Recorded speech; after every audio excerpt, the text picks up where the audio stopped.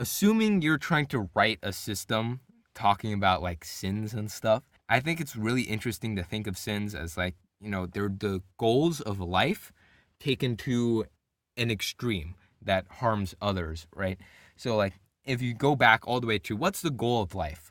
Well, the goal of life is to reproduce. And in order to reproduce, you have to consume more nutrients so you can reproduce more. And in order to gather the resources to reproduce, you need to survive.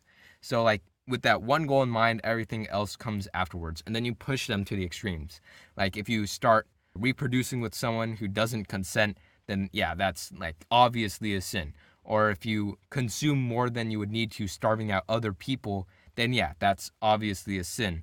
And if you do anything to survive, including kill millions of people, then yeah, that's a sin.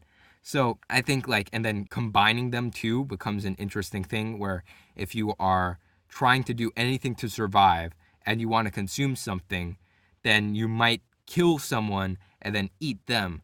And, that would be like a wrathful, cannibalistic thing. So I think it's interesting to think of sins that way. Obviously, we're humans. We have more than just reproduction on our mind. Some people choose chastity, and it's like, it's obviously not a number one priority. Some people choose not to survive and, off themselves, per se. So there are obviously, humans are a lot more complicated than, just like boiling it down to just a few sins.